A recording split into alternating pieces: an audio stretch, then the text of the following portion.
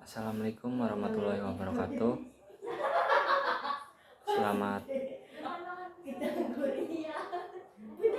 Assalamualaikum warahmatullahi wabarakatuh. Selamat malam teman-teman sekalian.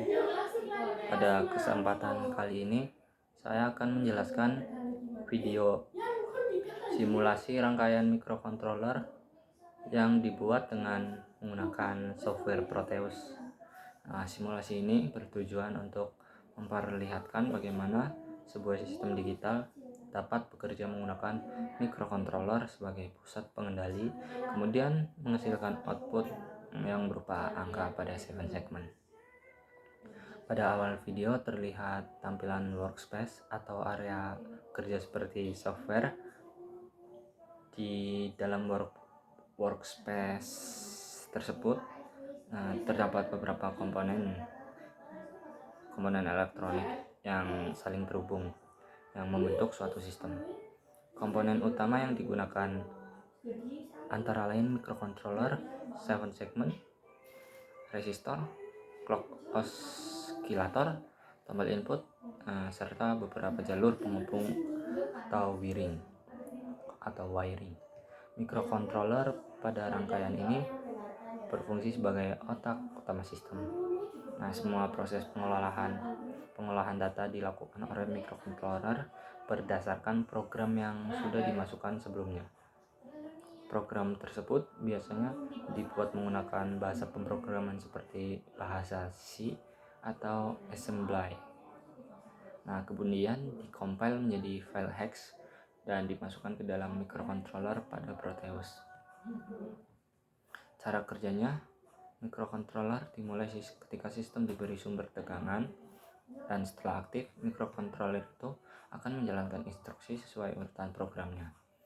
Program tersebut mengatur bagaimana output dikirimkan ke 7 segmen sehingga dapat menampilkan angka tertentu. Pada video terlihat penggunaan 7 segmennya sebagai media output. 7 segmen adalah komponen display digital yang tersusun dari 7 buah LED kecil berbentuk segmen.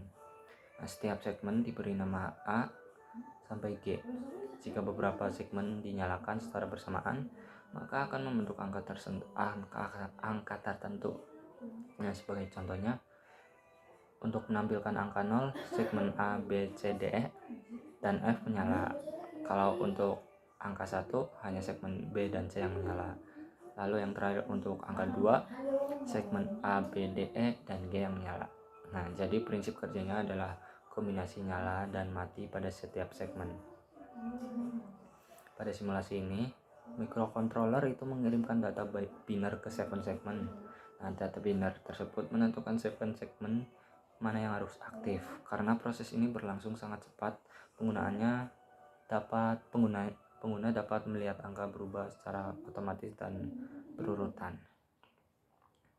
Selanjutnya terlihat adanya resistor pada setiap jalur 7 segmen. Fungsi resistor ini adalah membatasi arus listrik agar LED pada 7 segmen tidak rusak akibat arus berlebih. Jadi resistor sangat penting untuk menjaga kestabilan dan keamanan komponen. Di bagian lain rangkaian terdapat clock oscillator atau crystal oscillator. Komponen ini berfungsi sebagai sumber denyut clock atau microcontroller. Clock sangat penting karena menentukan kecepatan eksekusi program. Semakin stabil clock yang digunakan, maka semakin stabil pula sistem bekerja. Kemudian terdapat tombol atau push button sebagai input sistem. Tombol ini digunakan untuk memberikan perintah tertentu pada microcontroller. Saat tombol ditekan, kondisi logika pada pin input berubah.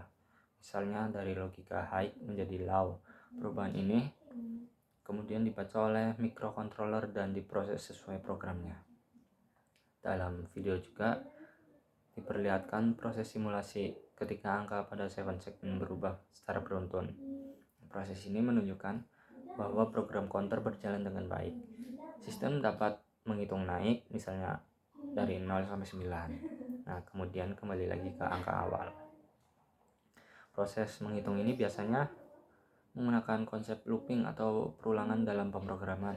Mikrokontrolernya akan mengirim data output secara terus-menerus dengan jeda waktu tertentu. Jeda waktu tersebut digunakan menggunakan delay pada program sehingga perubahan angka dapat terlihat jelas oleh mata manusia. Selain tampilan output, video juga menunjukkan adanya timing diagram atau gelombang digital. Timing diagram ini digunakan untuk melihat perubahan sinyal logika pada setiap pin. Tampilan high biasanya menunjukkan angka 1, logika 1, sedangkan low menunjukkan logika 0.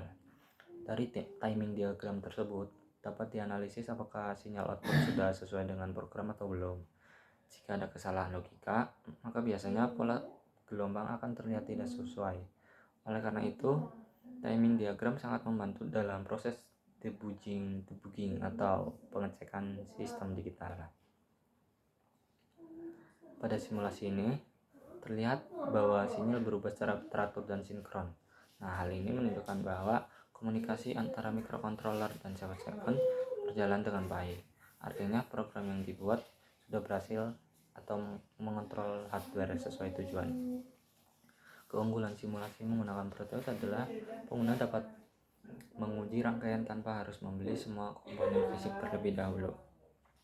Selain lebih hemat biaya, simulasi juga memudahkan proses analisis kesalahan. Jika waktu wiring yang salah atau program yang error, maka dapat diperbaiki langsung pada simulasi. Selain itu, Proteus juga mampu menampilkan kondisi kerja rangkaian secara real time.